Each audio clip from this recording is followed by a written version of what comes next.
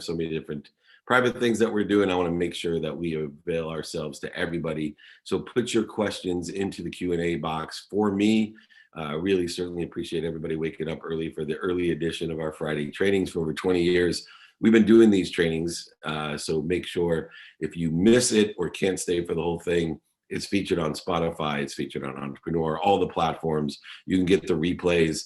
If you want the exercises, books, and guides, they're all for free. My book, for free. All you got to do is email me, david@dmeltzer.com. And those will be posted as well in the chat for you. Make sure you put those questions in the Q&A box for me. Let's get started right away. Here we go. We're going to start rolling through these. Thank you, everyone. How do you build credibility in order to sell?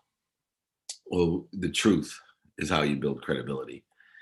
So the truth vibrates the fastest. And what happens is when we are selling, people don't even realize it. If they oversell, back end sell, manipulate, lie, cheat, that instantly, even on the smallest issue, people, instead of looking for value, start becoming skeptics, and they start looking for void, shortages, obstacles, and you've just made your job extremely, extremely difficult. Someone that's 100% credible will never have a problem selling, right? If I'm 100% credible, as I mentioned earlier today on Instagram, if I'm 100% credible, everybody will do what I say. But we never get there. But what we want to do is pursue that credibility and build it by catching ourselves and illuminating when we do oversell, back end sell, lie, manipulate, or cheat people. We want to illuminate that and tell people, hey, you know what, I made a mistake. I meant to say this. Let me give you an example. On my TV show, 2-Minute Drill, when someone was pitching me, they said, oh, we have 300% growth. Now, that was not a lie. They had 300% growth during COVID, but they started at like $1,000 and they made it seem like it was millions. So, you know, if you're going to do things, make sure you're going through them with a fine-tooth comb, because we want people looking and cheering for us, not cheering against us in a sale, right? We want to find sponsors and power sponsors. We don't want to create gatekeepers out of sponsors and power sponsors. I have a lens that I look at everyone in the world as my sponsor or power sponsor. What does that mean? I look to everyone in the world that they're there to help me, or they know someone that's there to help me. Next question. What are the challenges that your ego presents? Well, let's look at the word ego. First, EGO, edges goodness out of your life. So that's the number one challenge, is edging goodness out of your life. It's creating interference, void, shortages, and obstacles in your life. It's accelerating you in the wrong direction. Another acronym for ego, employment status. The ego wants us to make sure that we have some sort of stature in what we do. We define ourselves by what we do. And we have that employment stature, the E, that stature of, I do this, I'm a lawyer, I'm a doctor, I'm a millionaire, whatever it is. I'm an entrepreneur, whatever, I own this. Then the second one is G, what do I got, right? I went through this, right? I defined myself by what I got. And I thought I was superior, inferior, and separate from other people because of what I got. EG, right? Don't define yourself by your employment status. Don't define yourself by what you got, and especially O. And I still struggle with O a lot. And I'm practicing ending ego. I'm practicing ending fear in my life. But the O stands for, I define myself by what other people think. EGO, employment stature, got, what I got, and O, what other people think of me. Always seeking approval, always worried about it. Right? I have family and friends all the time. You know, I say a little joke and they're like, oh my God. And they exaggerate out everything that I said. And I shouldn't. This is why you shouldn't joke or be sarcastic, because you could hurt somebody's feelings unintentionally, the people that you care the most about, people that work with you, people that live with you. And the ego presents those challenges every day. So we got to practice ending the ego, practice ending fear. How do we do that? All right, 4 steps. Number 1, identify the ego. Right? Identify when we have an employment, we're defining ourselves by our employment status. Identify ourselves when we're defining ourselves by what we got. Identify ourselves when we're worried about what other people think. Identify the needs to be right, offended, separate, inferior, superior, anxious, frustrated, guilty, resentful, any of those things. The first step of practicing ending ego, practicing ending fear, is to be aware of when we are in that state of mind. When we're creating an ego-based consciousness, void, shortages, and obstacles, corrosion between us and the greatest power, source, and love and lessons that we are, identify it. Practice identifying, because we're going to miss it a lot. We don't see it. I mean, have you ever had a conversation with someone and you're sitting there going, oh my God, this person is so ego-driven. I'm sure about 50% of the people that talk to me were still probably today the same way. You don't even know it. So you got to practice being aware when you're in the ego-based consciousness with the employment, the get, and the other people think thing, in defining yourself by those needs. And then when you identify the primary and secondary fears that you have, and when you're in that ego-based consciousness, that's when you have to be a ferocious Buddha. And a ferocious Buddha, number one of the most courageous, ferocious, and difficult things in my life is when I identify I'm in ego-based consciousness, I stop. I stop. Instead of accelerating in the wrong direction, accelerating and creating void, shortages, and obstacles, I just stop. Stop. You know how hard that is? If any of you have ever been in an argument with your girlfriend, boyfriend, spouse, partner, whatever it is, and you're in the midst of that adrenaline rage, accelerating in the wrong direction, saying things you don't mean to say or even think are true, but yet you're saying them. Do you know how hard it is just to stop? Unbelievably hard. Unbelievably hard. So make sure that you stop and then drop. Stop, drop, breathe. Breathe through your nose, out through your mouth. Breathe at least 6 times. I call it the 6 breaths of Buddha. And if it doesn't work in 6 breaths, make it the 12 breaths of Buddha. It doesn't matter. And then roll in the right direction. The thing that I think is in the ego, in the fear-based consciousness, when I'm practicing, I know immediately when I'm in ego-based consciousness because my mind, body, and soul are on fire. And I remember all and everyone teaching me, you on fire, stop, drop, and roll. Next question. What's the best lesson you've learned from playing sports? Quantum memory. The best lesson that I've learned is potential. Because everyone is born with a certain potential. In sports, it elevates that idea that everyone is born with a certain potential. And with that potential, we have to work our best. And people ask me all the time, Dave, when's the closest you've come to your potential? And for me, I joke around, but I think I'm serious because from the time I was 5 until I finished playing football in college at 22, I had a football in my hand almost all the time. I consciously, subconsciously, and unconsciously wanted to be the best I could be at football. And in the end, my potential allowed me to be an average Division III football player. That was my potential. I could have got a little bit better, but when I applied what I learned in the enjoyment of the consistent, persistent pursuit of my potential, even though I started to realize that my potential was not where I wanted to end up, meaning the NFL, I still pursued it out of the enjoyment of the pursuit. And all the lessons and all the value that came from that, I then applied to something that I had better potential at in communication and learning and in other areas that weren't quite as interesting to me at that time. And utilizing those same things that I learned, those same things that I've learned about a lens of productivity, a lens of accessibility, and a lens of gratitude that got me closer to my potential in football, now help me do the same thing with my potential of empowering others to empower others to be happy. And so that's the greatest lesson that I learned from playing sports. I would say that I learned more from playing sports than any other activity I did from school time till I graduated law school. Learn more from participating in sports than any legal business, any class that I ever had. Now, I've learned more from Think and Grow Rich, Napoleon Hill, guys like John Assaraf, who mentored me, who's here today. I have learned more from the Course in Miracles, which I read every day, Wayne Dyer, things like that I've learned more from than sports after I was done playing. What is your biggest fear? My biggest fear, My biggest fear is something would happen to my children. Cancel. But yeah, that's my biggest fear. Cancel, cancel, cancel. I'm putting it out there. All right. Do you think intention and conviction? It's funny because it took me long to figure it out because I don't like to put it out there. So I hope you feel the same way. Cancel, clear, clear, clear, cancel. All right. Do you think intention and conviction are the same thing? Not at all. Not at all. It's like saying motivation and inspiration are the same thing. Motivation and inspiration are not the same thing. So, you know, don't do that. I apologize on Instagram here. Yeah, they are not the same thing. Uh, so intention is what we think, say, do, and believe. Conviction is what holds us to the consistency of that.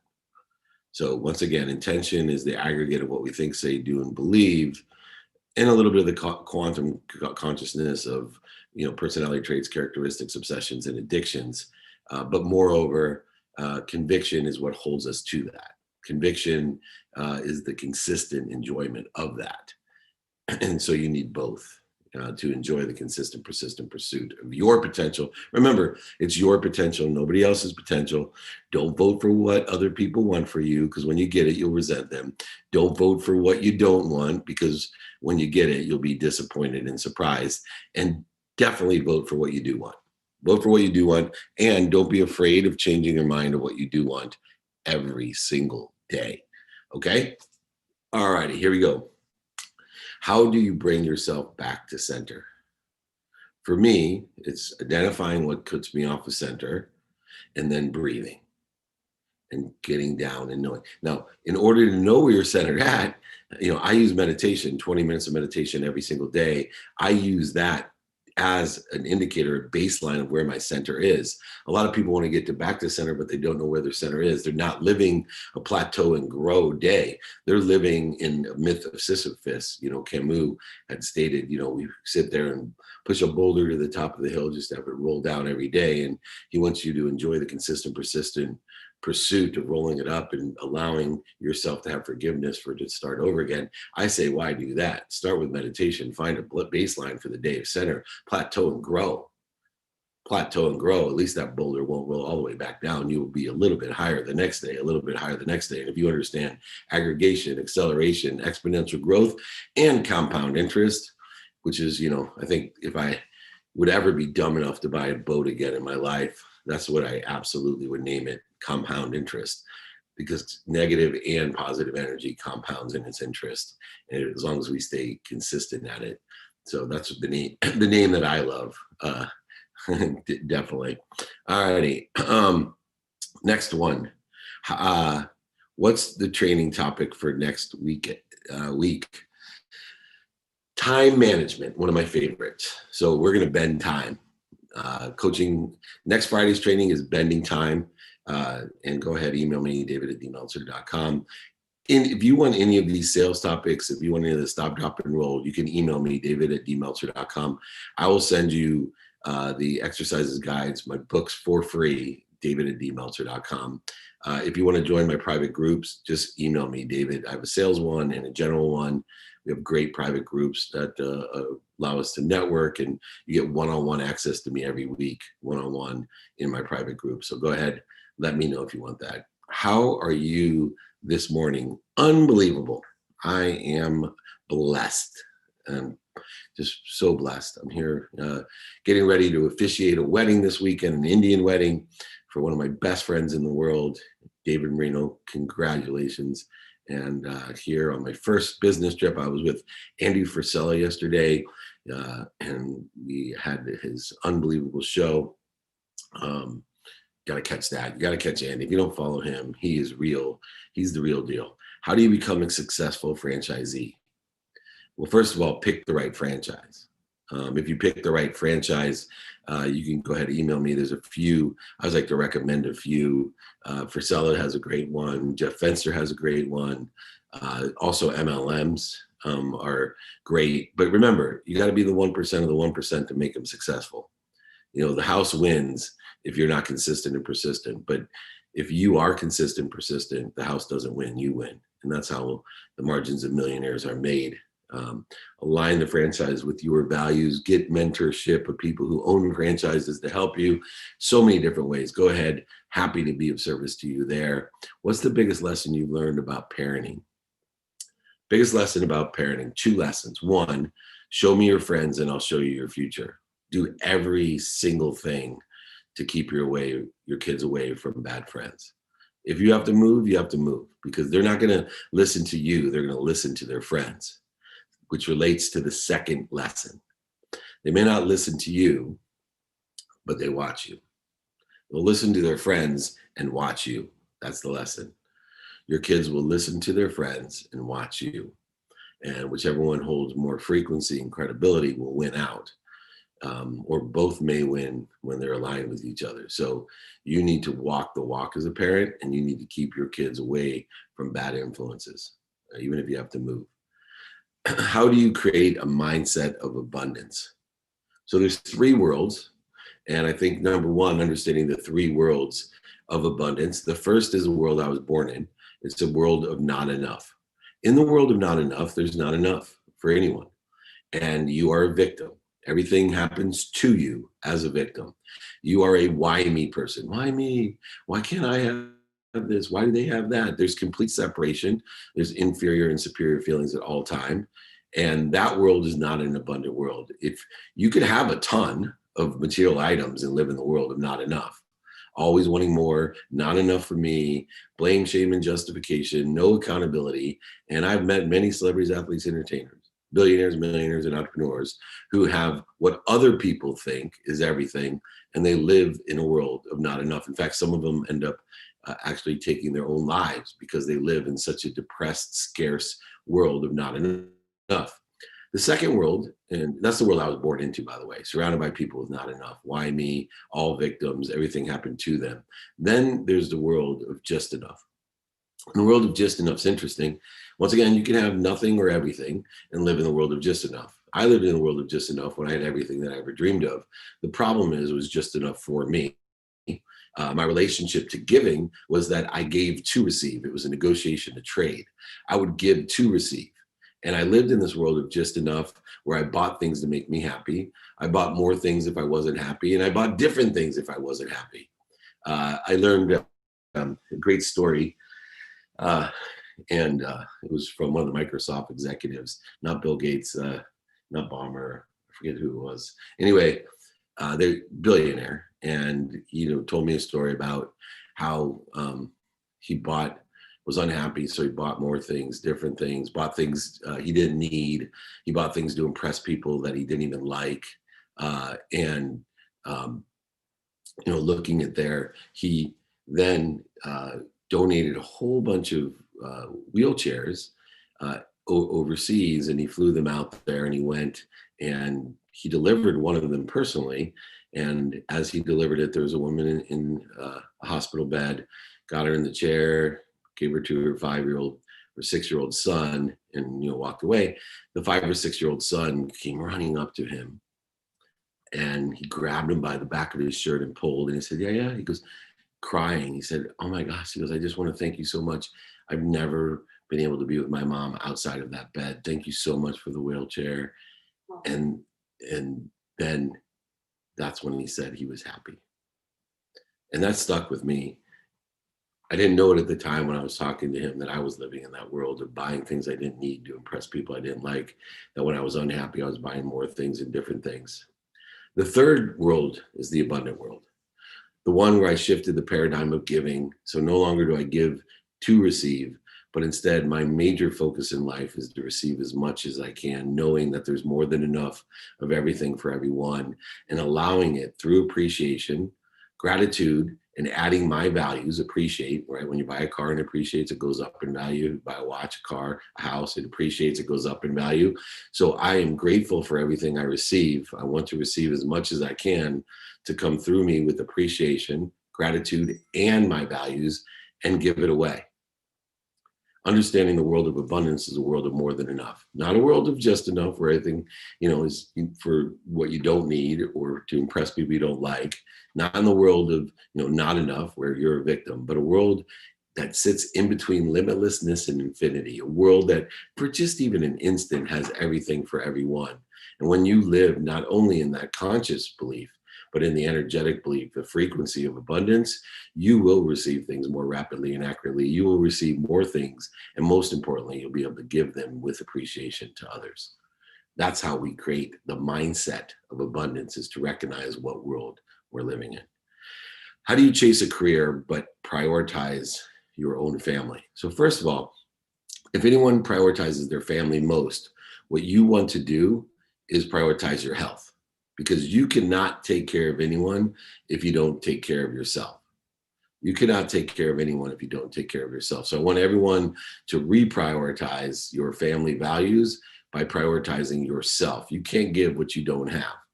Then what I do is I utilize a minimum amount of time for the most relative people in my life, which I call family, relatives. And I go ahead and associate how relative they are to me from the great chain of feeding, right? Those people that feed me most are most relative to me. Those that bleed me most are least relative to me.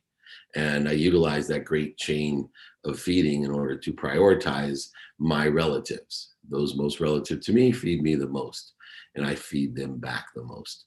And so I go ahead and prioritize those people with minutes, and I do it every day because I believe, especially in relationships, 2 minutes a day is worth more than 2 hours on a Saturday. And so I go ahead and, minimum of 30 minutes with my wife, although she's going to kill me because I started this training at 6 a.m. This morning here on the East Coast, and 30 minutes with my 10-year-old son every day, and then a minimum of 2 minutes a day with my teenage daughters. I asked for 5, they gave me 2. And finally, 1 minute a day with my mom. And I tell her just 4 things. Number 1, that I love her. 2, that I appreciate her. 3, I'm happy. And 4, that I'm healthy. These are the 4 things that your family wants to know about you, that you're happy, healthy, love them, and appreciate them.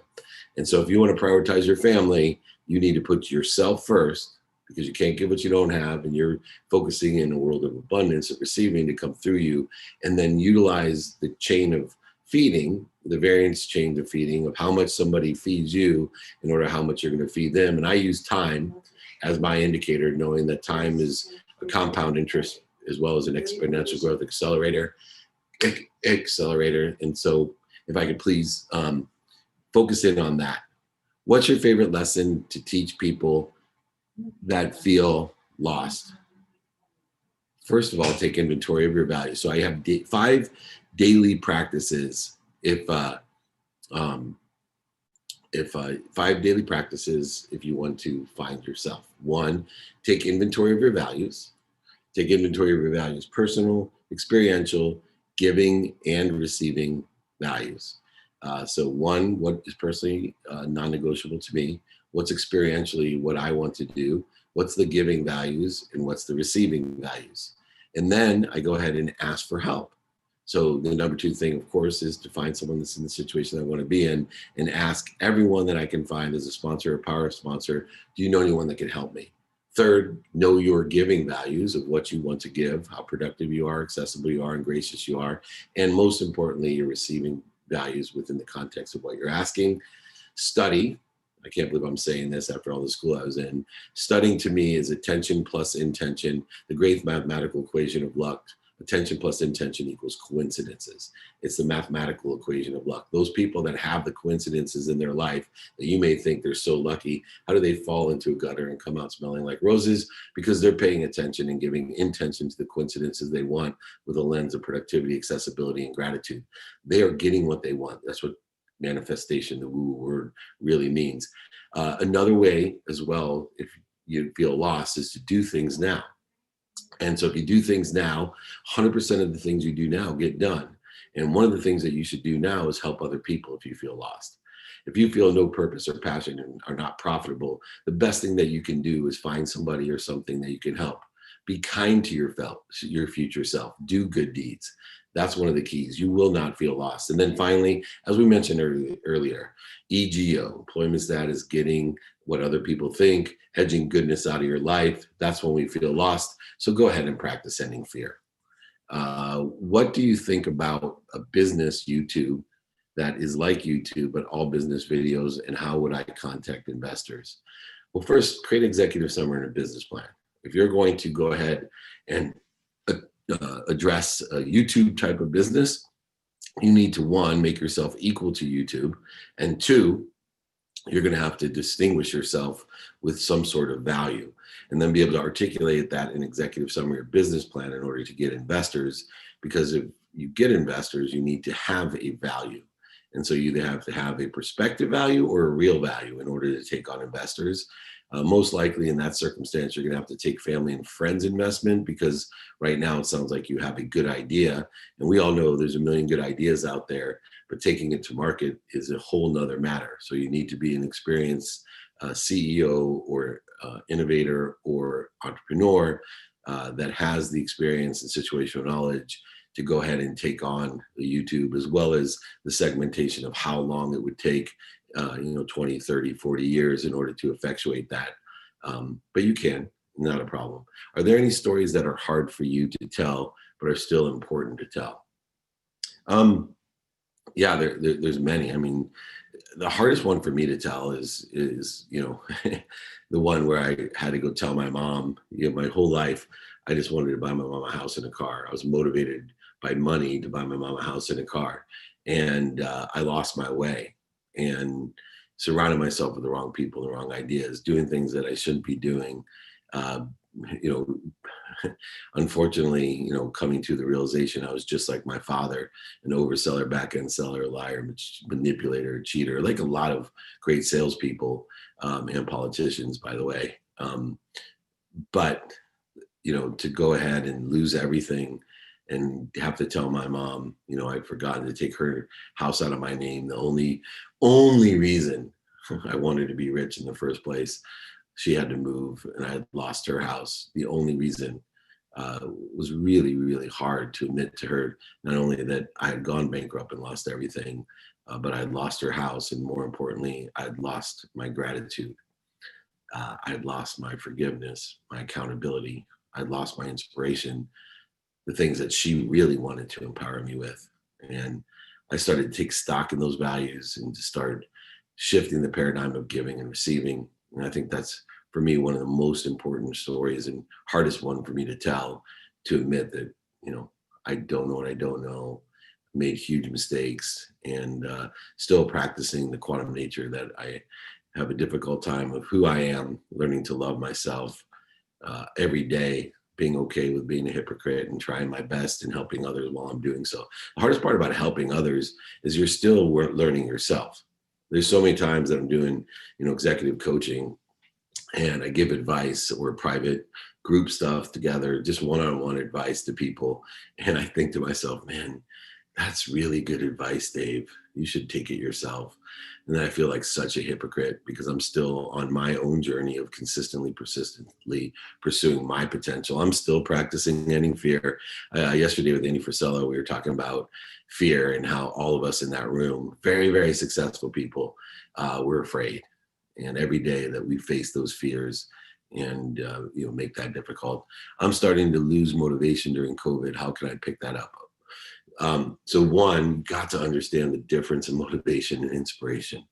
Motivation is a tool that allows us to continue to be inspired. Motivation is temporary. Fear can motivate us, but it's not going to inspire us. Fear will suck our soul dry of energy. What will motivate us is things that get us up, get us back up, get us started, and get us back started. And then we have to use consistent, persistent behavior in order to effectuate clearing the interference or corrosion that we've created through, reoccurring activity, fear, whatever it may be, that corrosion between us and that which inspires us, the truth, right? The source of life, love, and lessons. The thing that stops us from finding the life, love, and lessons in everything. I always tell people, look, I've been around the greatest celebrities, entertainers, athletes in the entire world, millionaires, billionaires, and entrepreneurs in the whole world, and their lives suck just as much as yours. They have just learned, number one, that they must be what they can be. And so in order to do so, they need to find the light, the love, and the lessons in everything that they do.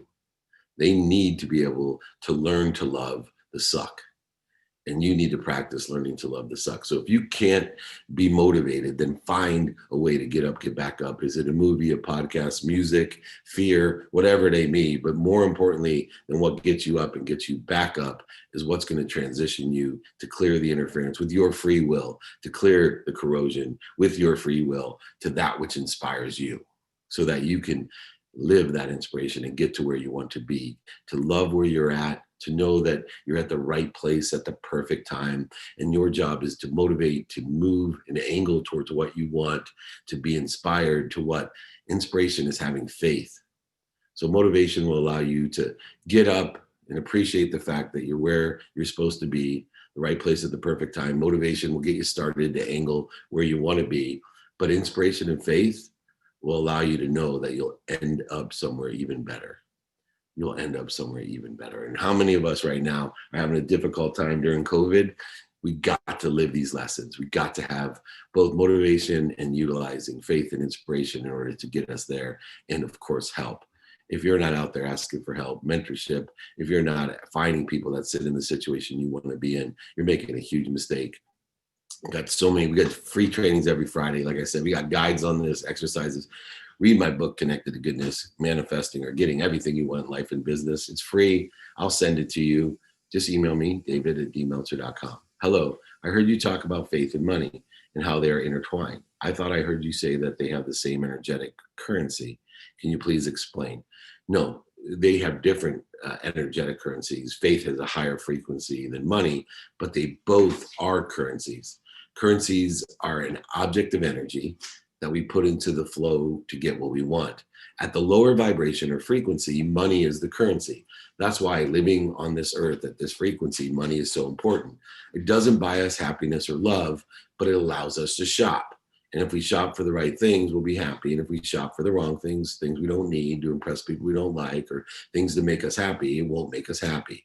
And so although currencies, faith and money are both currencies, money's at a lower vibration and it must be blended, as I did and stated before, as you are happy where you're at and what you have and angling towards something better and more to have, you have to have faith, a higher vibration, a higher frequency. Faith itself in the process of getting what you want, or the woo-woo term manifestation, faith itself is a currency. It's an object of energy that we put into the flow to get what we want. And those needed to be blended when you're making decisions. Thank you, Christina. Great question. When do you know? Oh, by the way, please, if you don't understand something, go ahead and ask the question either here, email me, because it's not what I say, it's what you hear. Lou Holtz had that great saying, the coach at Notre Dame. Not what I say, it's what they hear, Dave. When do you know it's time to switch careers? Well, careers don't switch, they evolve. And so you should be consistently evolving your career, whether it's within the same business, industry, profession, or outside of it. But think about your career as an evolution of capabilities. Your career is an evolution of capabilities, which means that you should be focusing in on your skills and how you develop and grow those skills exponentially with compound interest, your knowledge, not only of what you know in the consistent, persistent pursuit of your potential, but who you know, all the sponsors and power sponsors of who you know. Remember, on average, most people know about 1,000 people today. You're making a huge mistake. When I was young, it wasn't a huge mistake not to think of people as sponsors and power sponsors, because people only knew 4 or 5 people, their golf match or their card game or their church group. Today, on average, everyone knows about 1,000 people or more. So you're making a huge mistake if you're not looking at that, who you know. And then finally, make sure, like I questioned earlier, that you're inspired, that you are one of the few people that must be what they can be every day, and that you're consistently practicing ending fear to clear the interference that stops you from being inspired. How do you define yourself? No one's ever asked me that question. How do I define myself? I'm a spiritual being having a human experience. I'm a spiritual being.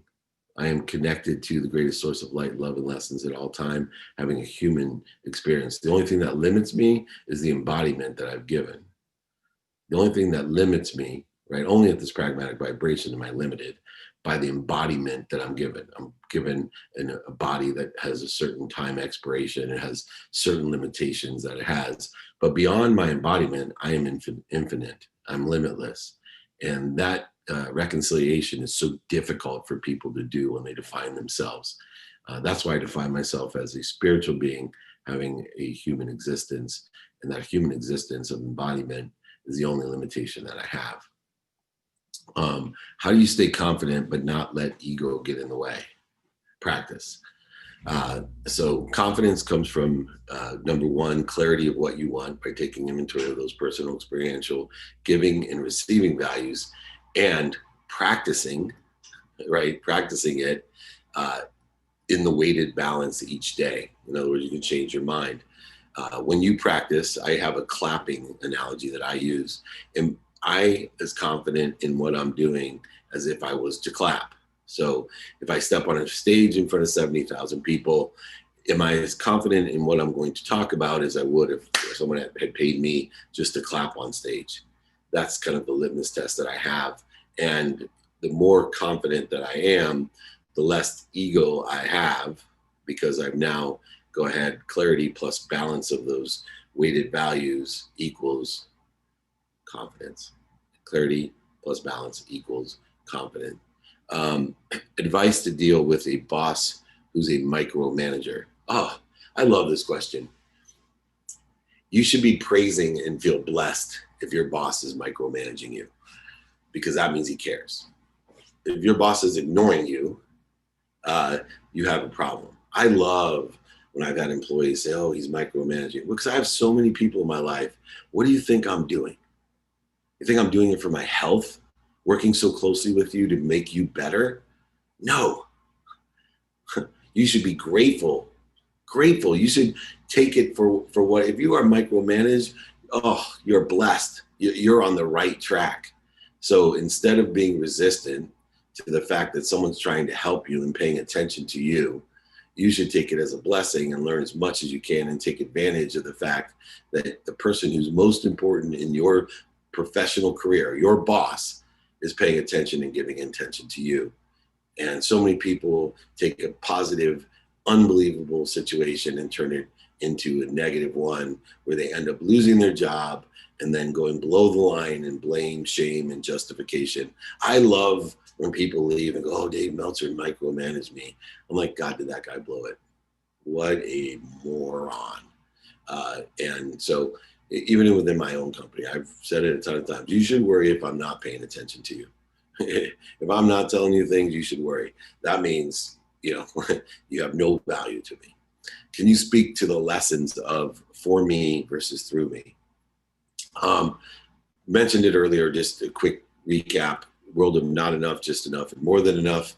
In the world of just enough, it comes for me, right? I'm buying things I don't need. Everything's for me. That's why it's limited and still scarce, because I'm very positive, right? I used to tell everyone, nothing ever bad happens to me. Everything happens well for me, for me, for me. But the problem is you're still in the world of just enough, and there's always more that you want. When you shift the paradigm of giving to this is a limitless infinity where everything for everyone exists, and it's my job to not only access it myself, but empower others of how to access what they want as well. And that's the only difference, the 1% of the 1%. When I feel best, I have been in the practice of joking around. In other words, being happy. I don't like the way it makes others feel, which is a better channel to place my energy when I feel happy. I've been in the practice of joking around. I don't like the way it makes others feel. Oh, I think maybe like me, you make a joke or make others feel bad by making a joke about them. Look, words have power. We don't know where people have insecurities. And so when we tap into one of those insecurities, we can make people feel really bad. And we don't want to make people feel bad, especially when we're feeling happy and good and joking around. So what we have to do is have discipline and control to utilize our happiness and our jokes in a positive manner. Something that I'm working on, because I tend to be sarcastic. I am quick-witted, and sometimes the quick wit is not as positive as I'd like it to be, or appropriate. And so those are all things that I'm practicing and having greater discipline for and to and through. But make sure that you do practice that. Words have power. I know I got in trouble on Goodreads, there's this woman. When I launched my book years and years ago, I was so hurt, need to be offended. But she basically said that my book sucked because I said that if you talk to water, and I learned this from somewhere else, I think the movie Blink, but if you talk to water, you can turn it brown. And if you talk nicely to water, or you talk to plants, they grow faster. And this is scientifically proven. You can test it out yourself. And I was trying to make the point that words are vibrations, they're frequency, and they have an effect on people. And so we should be as positive as we can, not only with our thoughts, but with our words, what we say. We want to increase and elevate others and make them feel good, and try to be, constructive in making people feel better by utilizing diplomatic vocabulary and diplomatic statements in order to help inspire people.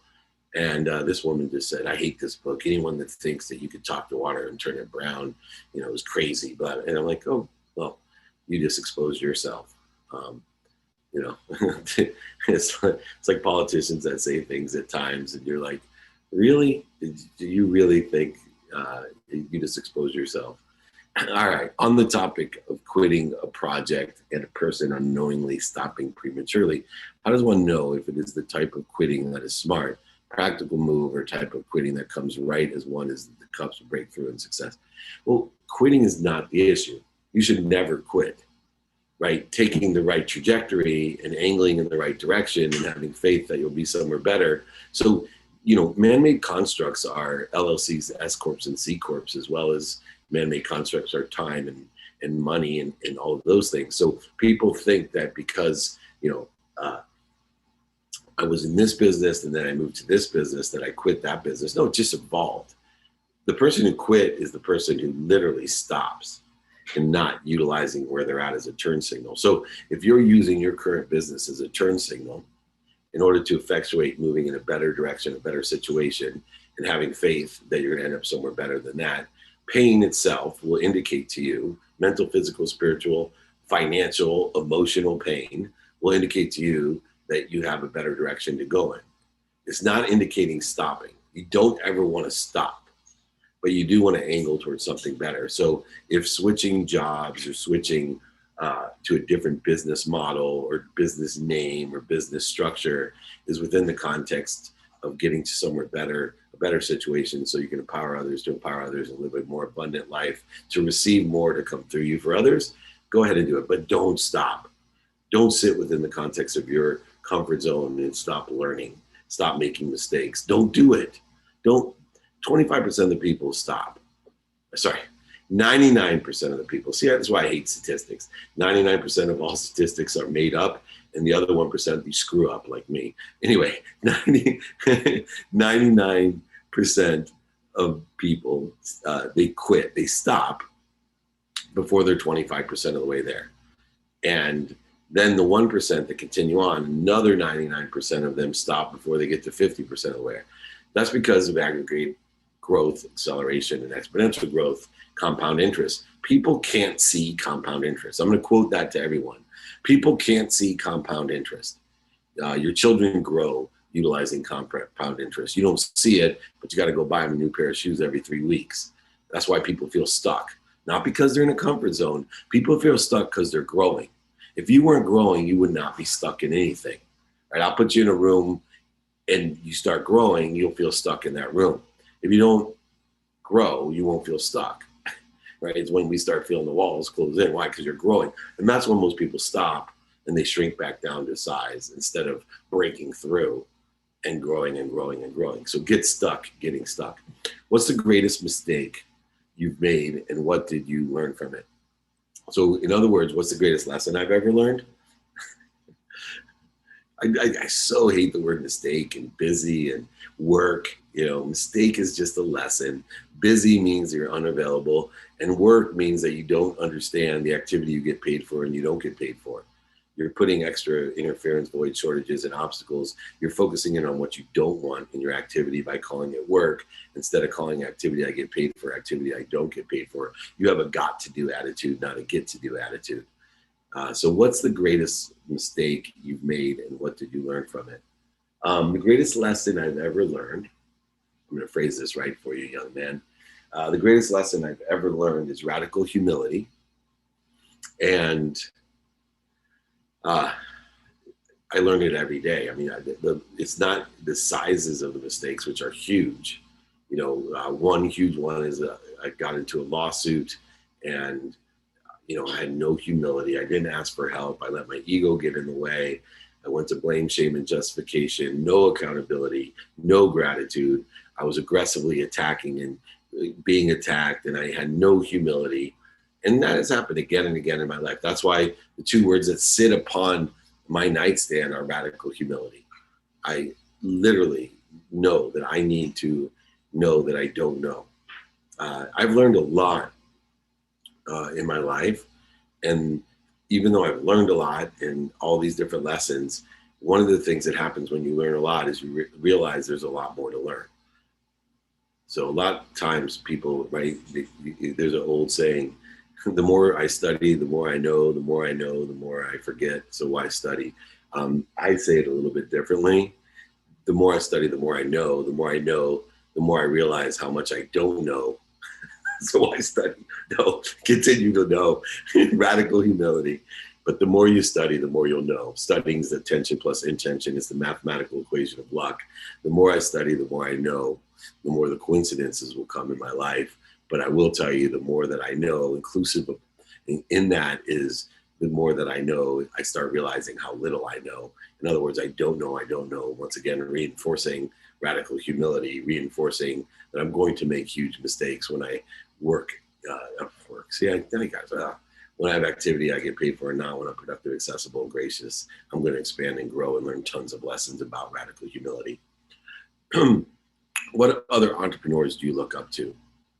Wow. Andy Frisell is one of them. Ed Milet's one of them. Gary Vee, close friend, on each for their own situational knowledge, right? No one, Jeff Bezos, obviously the thing I love about Jeff Bezos is I think back 25 years ago and think about him sitting in a garage telling me, hey man, can you give me some money? I'm going to create a bookstore online and sell books online, and end up being the richest man in the world.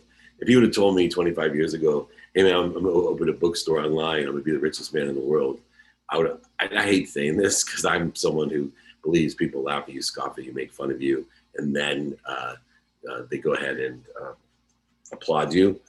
I would have been one of the people laughing at him going, that ain't ever going to happen. Only you know, right? That's what I love about Gary Vee. I can see it, everybody there. I'm trading cards with Gary Vee and all types of stuff. Dan Fleischman. Gary has been the greatest help to me of anyone on building my brand online. And hopefully I've been a little bit of help to him on the sports agency side and some other things as well. How to be confident, clarity, balance, and focus. Kind of went over that one already. Keep the questions coming. What would you like to accomplish by the end of this year? What would you like your team to accomplish by the end of this year? Well, number one, time's a man-made construct. So I would never try to accomplish anything by the end of this year, or want my team to accomplish anything by the end of this year. I want to accomplish things as rapidly and accurately as I can, and I want my team to accomplish things as rapidly and accurately as I can. The minute I say I want to finish this by the end of the month, the end of the year, the end of the week, I'm actually creating resistance, void, shortages, obstacles to finishing.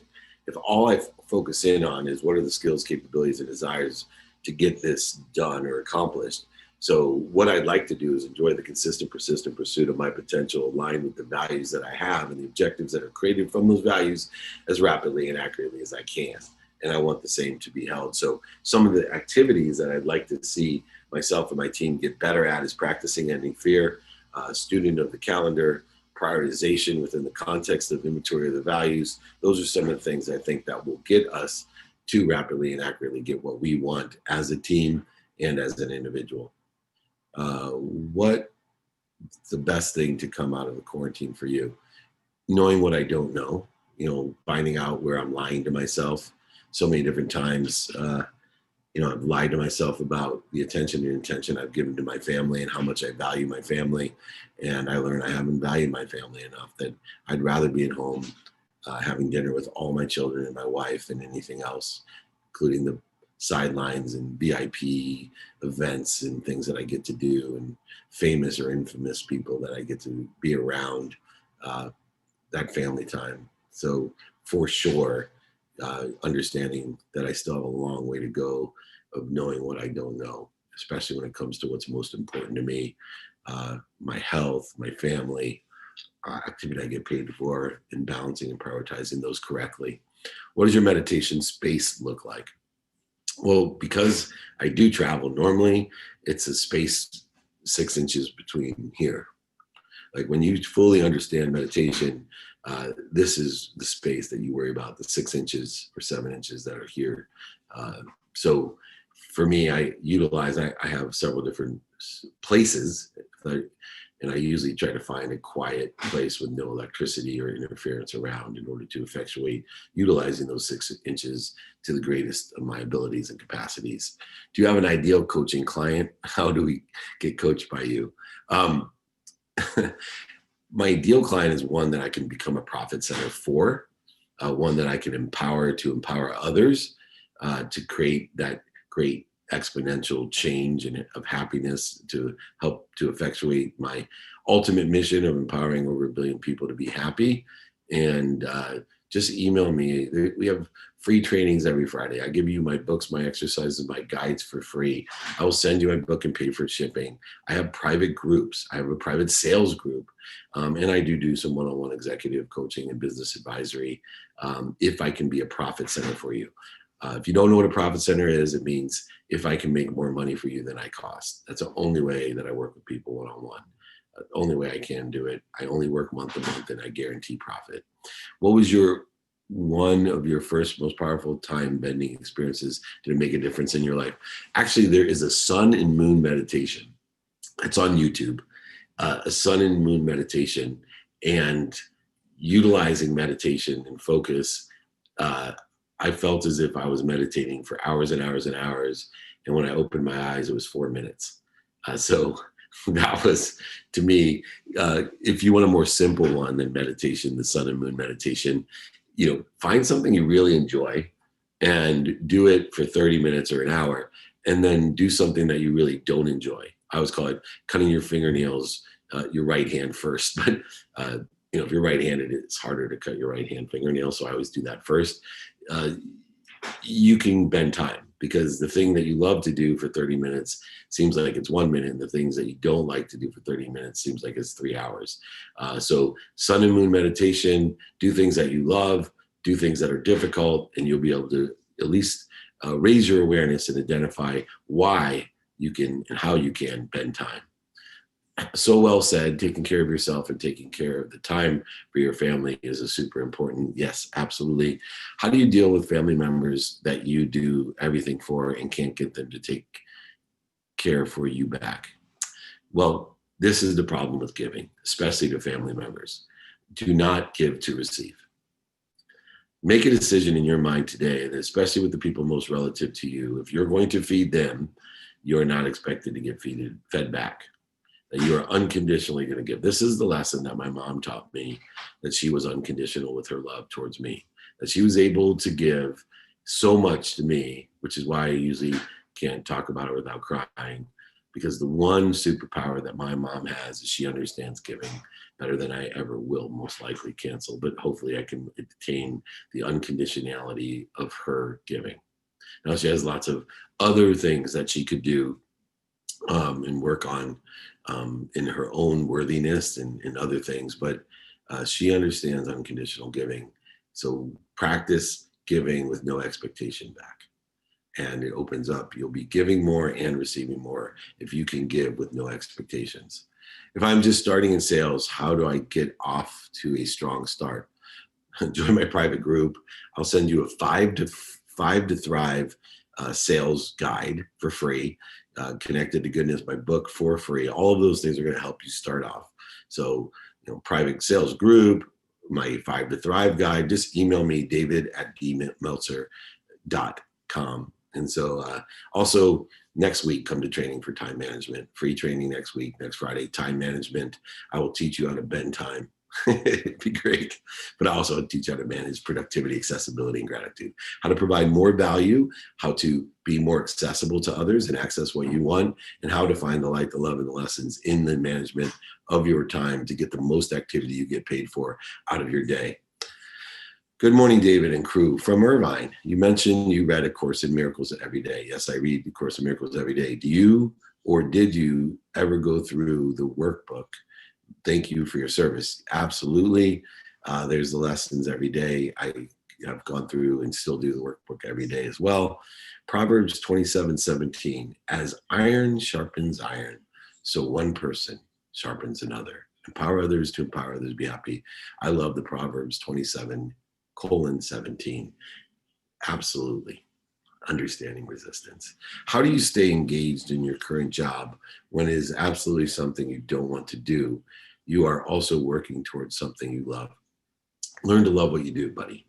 Learn to love what you do. I try to tell people all the time, I hated taking out the trash, and I learned to love taking out the trash by looking for the light, the love, and the lessons. I use trash as a timeout in my life to look for what I want, to be happy, to think about, meditate, do whatever. And so I'm always seeking trash now.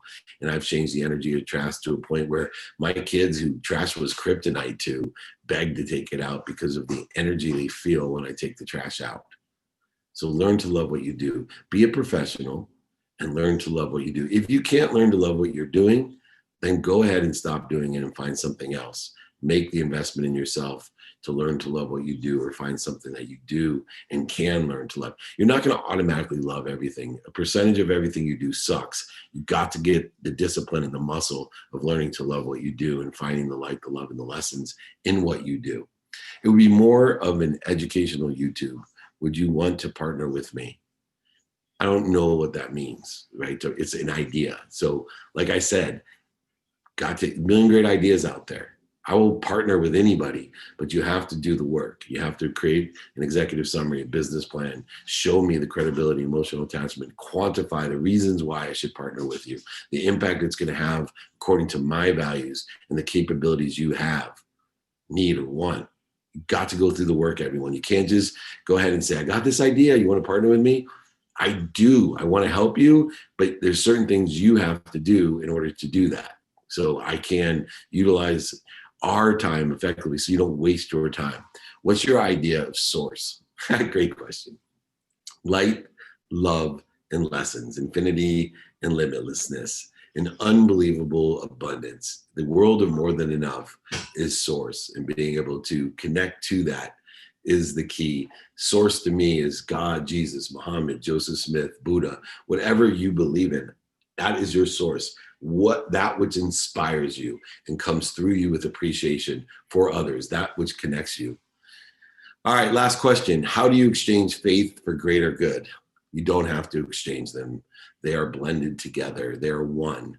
When you have faith, you're at your highest frequency. You are in the greater good. The greater good is having faith connectivity to what inspires you to come through with appreciation for others. Utilizing faith to clear the interference, not only to source the greatest light, love, and lessons and power, but also everything else that you're connected to. A tree has no branches. One branch would not go to war or create resistance against another branch. It would kill the tree. Let's stop killing our tree. Let's unite together, everyone. Let's appreciate how similar we are and appreciate our differences and how much better we are because of those differences. How your strengths and my weaknesses combine to a greater strength, or your weaknesses and my strength combine for a greater strength.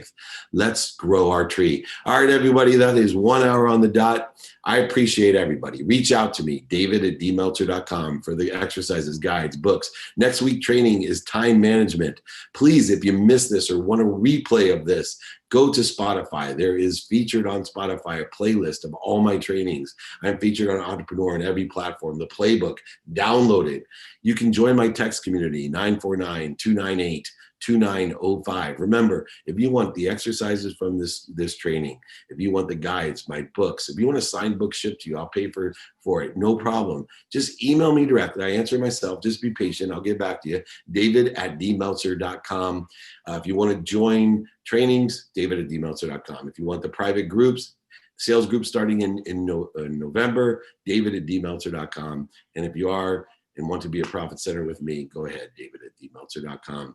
Remember, everyone, be kind to your future self, do good deeds, and we'll see you next week. Thank you.